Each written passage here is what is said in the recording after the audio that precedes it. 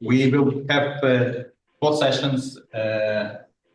Some of our speakers will be online, some of our speakers will be giving talk face-to-face. We will be recording all the talks. If you don't want your talk to be recorded, just let us know and we will not record it. I want to ask also Paul if Paul wants to say something before we start with actual talks. Yeah, so let me welcome all of you to this year's workshop on algorithmic aspects of temporal graphs. As Victor said, we have nice talks, about 12 of them, and a nice program, so I hope you will enjoy it. Okay, thank you, Paul. Yeah, okay, then we will proceed with our program, and our first speaker is Laurent Viennot. Hello, Laurent, can you hear us? Yeah. And you, can you hear me? Yeah, we can hear you well. So if you just can share your slide and proceed with your talk, that would be great. Okay, thank you. Okay, can you see the slides? Everything is... Yeah, all good. Fine. Okay, so don't hesitate to interrupt me if there are any questions. I don't see the chat, so if there are questions on the chat, please someone talk so that I can answer.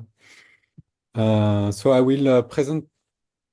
First, I would like to thank the organizers for inviting me, and I really appreciate this workshop that is now a regular rendezvous for this nice topic of temporal graphs. And I will present some works that were the fruit of 2 collaborations, one with an Italian team with Alki W, Filippo Brunelli, Pierluigi Crescenzi, Denis Olivetti, and another collaboration with French people, Stéphane Bessy and Stéphane Thomasé. And all this is about temporalizing multi-D graphs. So as I am the first talk, I will begin with an introduction on temporal graphs, and we'll explain the problem of temporalization and how to obtain an approximate solution. And the main tool we use is a balance separator lemma for D graphs. So a temporal graph is a time whose edges appear in time. So there are many areas of research where they have been introduced or reintroduced. There might be several models or way of representing a temporal graph. My favorite one is a multi-D graph with single time label on each edge. What I like with this representation is that the size of the input is naturally captured by the number of edges. So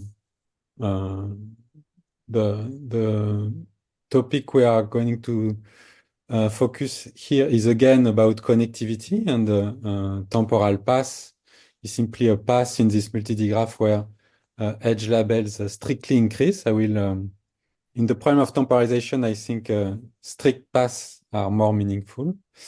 And I don't spend too much time on this because I suppose all of you are pretty familiar with this. So let's dive into the temporalization problem. So we are given a multi-D graph, a static multi-D graph, and we have to assign time label to edges so as to maximize the number of pairs that get temporally connected in the resulting temporal D graph. Okay, so for example, if I'm given this multi-D graph, I could assign these time labels to each edge, and you could check that the resulting temporal graph is indeed connected. Every node can temporally connect to any other node. And of course, in general, it might be the case that you cannot connect everybody, and you want to connect a maximum number of pairs. So the one original motivation of this idea was to optimize the schedule of public transit networks that can be captured by special kinds of temporal graphs. And I also think it's a natural fundamental problem with respect to temporal graphs. And of course, the problem is more interesting if the static graph you start from has the possibility to connect a lot of pairs. So we will focus on the case where the input D graph is strong. When we have multiple edges, it always helps. So in the remaining of the talk, I will focus on D graphs because that's a harder case. Okay, if there are multiple edges, it only helps to connect. So we are given a strong D graph and we want to temporalize it. And we will, this problem is obviously related to fundamental properties of strong D graphs. So there is already a bunch of work about this subject, notably the undirected case has already been studied in the 90s. The problem of deciding whether an undirected graph is label connected is NP-hard. However, you can notice that the approximation is easy here, because if you have a connected graph, you can just take a spanning tree, and it's very easy to give time labels to the tree so that half of the node of the tree can reach the other half of the nodes of the tree. So it's very easy to find a temporalization that connects 1/4 of every couple of nodes, or let's say half of the pairs. The problem of minimizing the number of labels you assign to edges of a graph has also been considered. So it's a generalization of the previous problem where you can temporalize multiple times one edge.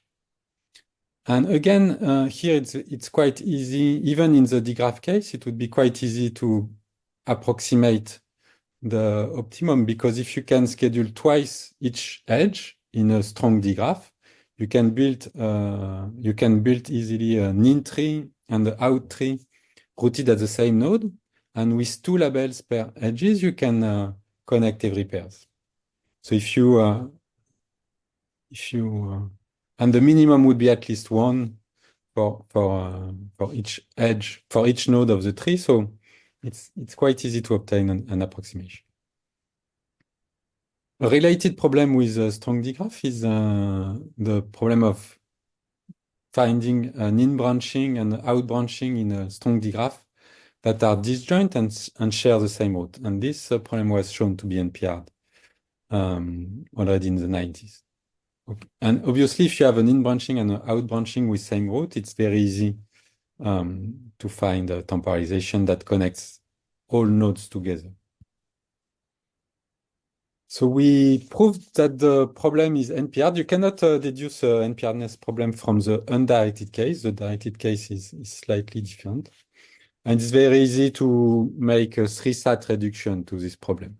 So a 3-sat reduction so that the strong D-graph you obtain is strongly connected. That is, all nodes can connect it to each other if the starting formula was satisfiable. So it's quite easy to come with the NP completeness proof of this problem. And in this work with Alkida, Filippo, Pilou, and Denis, we conjectured that you can always find an in-branching and out-branching with same root that span at least n/3 of the nodes, 1/3 of the nodes. And we had indeed an example where you could not do better. I mean, you could connect 1/3 to 2/3. So you can define problem variance where so the temporalization problem is can be seen as assigning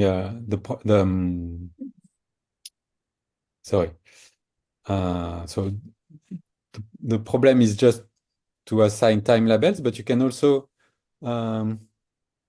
see this problem as assigning an edge ordering. If all times labels are different, then it's equivalent to assign an edge, to find an edge ordering so that you have sufficiently many pairs connected by a path whose edges increase in this order.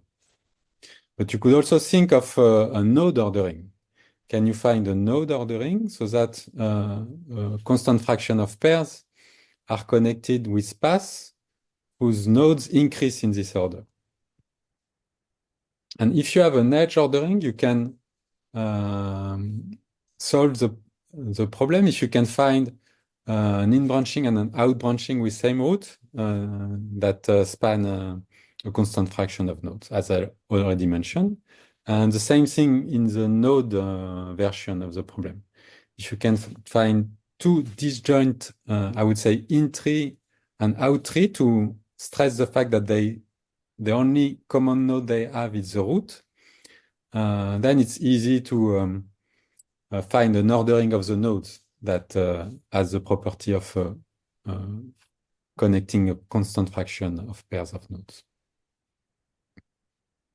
Okay, I hope everything is clear so far. I don't hear questions. So I will continue on this. So our main result is that any strong D-graph has a pair of node disjoint in-tree and out-tree with same root that both span at least n/6 of the node set, 1/6 of the nodes. And it can be computed in a quadratic time. So this result was presented as stacks this year. And it mainly relies, sorry, I'm looking for my words. It mainly comes from this key lemma that say that in a strong D-graph, there is always a directed cut given by a cyclic separator, meaning there exists a partition into three sets of the node, I, C, and O, where C is spanned by a directed cycle. All nodes there are no arcs or edges from I to O, so it's a directed separator only in one direction. And it's balanced in the sense that both I union C and I union O contain at least 1/3 of the nodes. You can already guess that from this lemma, you can find almost an in-forest to the cycle. You can find an in-forest to the cycle and an out-forest out of the cycle. The in-forest spanning I and the out-forest spanning O.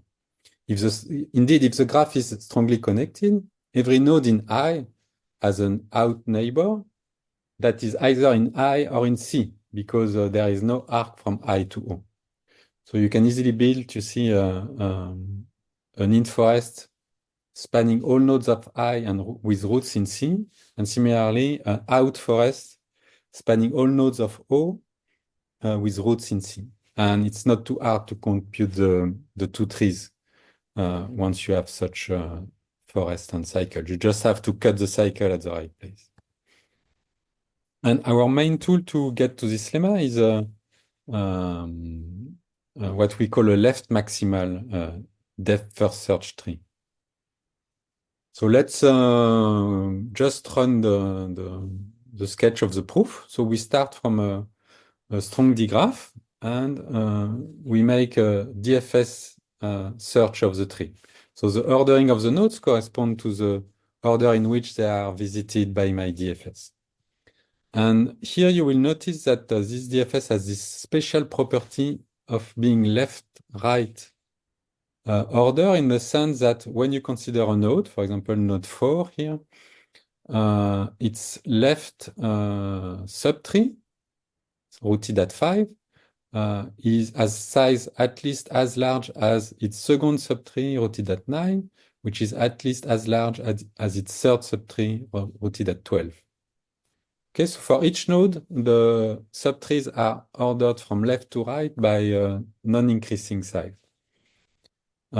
If you are given any DFS tree, you could change it into a left maximal DFS tree. Just for each node, you just take the children with maximum size subtree and decide to visit this child first. Okay, and then reorder everything. So it's not it's quite intuitive to see that you can always find such a left maximal DFS tree. And what we are going to consider in this tree is this left pass, the one that goes to always to the child with maximum size. And this property of left maximal, we are going to use to cut the tree at some balanced place, indeed. So when we look at this left pass, starting from the leaf, we can get towards the root until the subtree reaches size at least n over 3, which happens at node 4. I think there are 15 nodes in this graph. So when we consider 5, it has only size less than 1/3, and 4 is the first node with size at least 1/3 of the tree. And we consider the subtree rooted at 4, and we look at so its first child has size at most n over 3, and I can consider more children until I reach size at least n over 3. And the fact that all the subtrees have size less than n over 3 because of the left maximal property ensures that I can select children so that I get a subtree rooted at 4 with only some children that has size at least n over 3, and what remains in the rest of the graph has also size at least n over 3.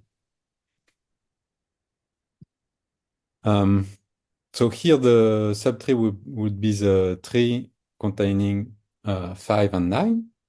And now in this subtree, maybe I should, okay, that is x, and there I have name. Okay, and in this subtree rooted at x, but containing only children z and y, I consider the back arc that goes to x or one of the ancestors of x, which is closest to the root. So I think this back arc here is the arc from 11 to v, from u to v. This is the uv is the back arc from the specific subtree of balance size that comes closer to the root. Okay, and because it's a DFS tree, of course, there are no arcs from left subtree to right subtree. And I have indeed my decomposition of my lemma. Okay, the arc UV forms a cycle with the branch of the tree from V to U. And all the subtrees rooted at X cannot have any arc going to O because we have a DFS tree. And all the arcs that go to the path from the root cannot go higher than V because of the chase of UV.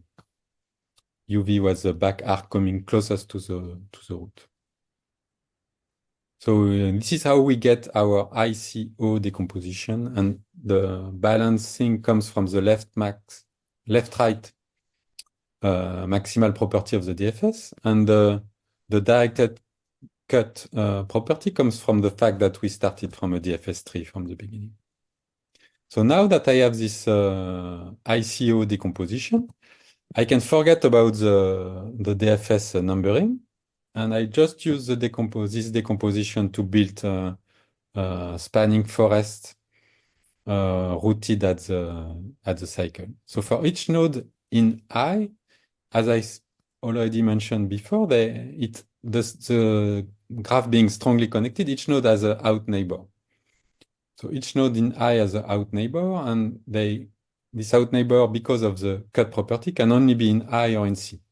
So if I select any out neighbor for each node in I get an in-forest spanning I rooted at C. Similarly, if I select any in neighbor of each node in O, I get a out forest rooted at C and spanning all nodes of O. Okay. So now I have this this cycle and this two forests, and I can count for each node of the cycle the size of both trees, the in tree and the in out tree rooted at that node. And you see that the sum of so I have two weights per node, in weight and the out weight. And if I sum all the in weights, I get all the nodes of the graph. So the sum is n. And similarly, if I sum all out weights, I get all the nodes of the graph, which is n again. So I can select a minimum length path so that the sum of one of the two weights gets to at least n half. Okay, so here it would be the red path that has maybe I said something wrong.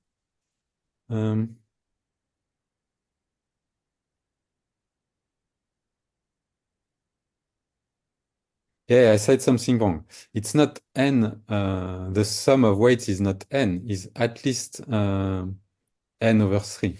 Because the size of I union C is at least n over 3. And the size of C union O is at least n over 3. So the sum of the in weights is at least n over 3. And similarly, the sum of the out weights is at least n over 3. So I select a minimum length path where one of the two sums is at least half of the sum. So here, half of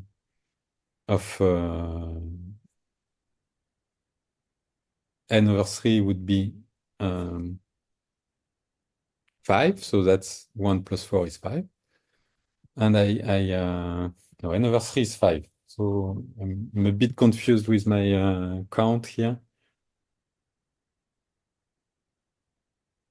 Is it 2n over 3 that I have at least?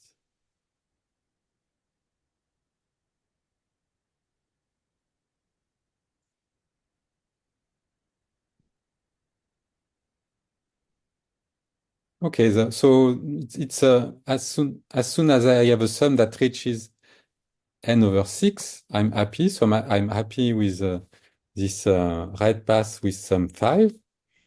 And if the paths have minimum length with this property, it means that the rest of the path of the cycle has the property for the other weight. So the rest of the path, which is the blue path here, has outweights at least n over 6 also. So now I can just take all in trees that are, my in trees will be all those with root in the red path, and my out trees will be all those with the root in the blue path. So in the end, I get two trees, the red tree and the blue tree, which are both node disjoint except their common root. And they both span at least n over 6 nodes. So that's the result I wanted to prove. And that gives an obvious approximation algorithm because the maximum number of pairs you can connect is n squared. So you get 1 over 36 approximation. So this construction generalizes to node weights. You could take a node weighted graph and construct a B tree that spans a constant fraction of weights, so that both trees span a constant fraction of weights. So it's possible to construct a B tree spanning a specific subset of nodes. For example, you put weight 1 to these nodes and weight 0 to the others, basically. But we can prove that you cannot do this with an arbitrary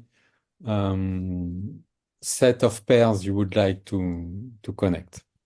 However, we conjecture that for any strong D graph, you can connect every pairs with at most O of log n node orderings. And also another extension I want to mention is the work with Filippo and Pilou that we made on trip temporalization.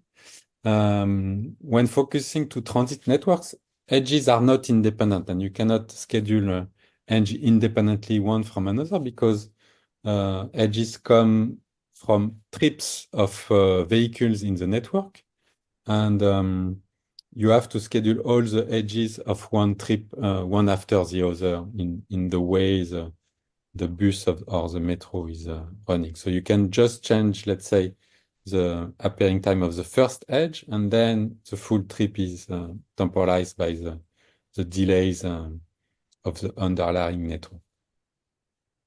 So we have several results about the complexity of approximating the problem of temporalizing trips so as to maximize the number of pairs you connect. I think Pilou made a presentation at this workshop 2 years ago. So some perspectives. I've shown an approximation results for strong D graphs, but what about non-strong D graphs? Can you still approximate the optimum solution? Also, there are slight variants of the problem, whether we could solve the hardest one, where you find two node disjoint trees, because I say this is the hardest one because from this you can deduce a node ordering that connects a constant fraction of pairs, and from a node ordering it's easy also to construct an edge ordering, or which is equivalent to an edge temporalization, by just ordering edges from the first node and edges from the second node, etc.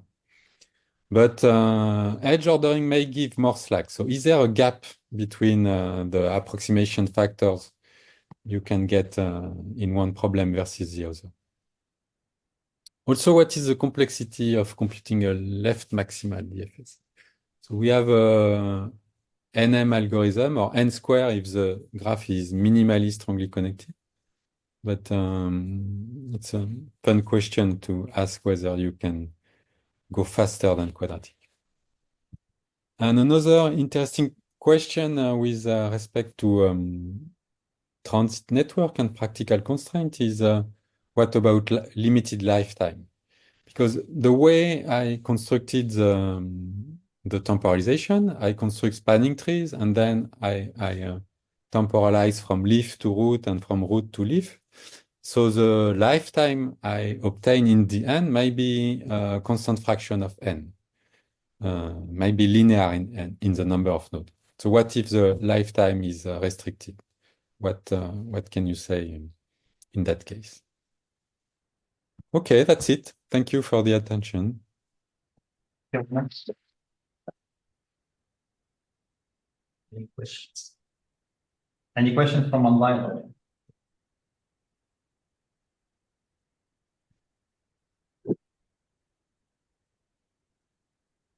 I have some. If I can start, thank you. Can you hear me all right, Laurent? Yeah, not very clearly, but I can hear you, yes. Okay. Is this because I was facing away from the microphone in an attempt to face towards the microphone. So I'll try and do better. Okay, so my question is actually, you kind of talked about it a bit in your last open question about the lifetime.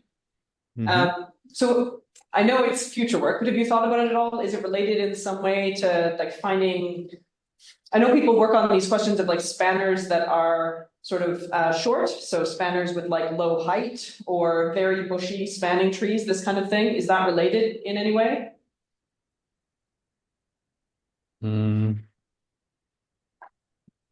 So is it related to, you mean span with a short stretch? Yeah, this is what I'm talking about, I suppose, because like you said, you temporalize sort of down to the leaf and then back up from the leaf to the root. If those were shorter distances, would that get you a shorter lifetime? Do I have that right?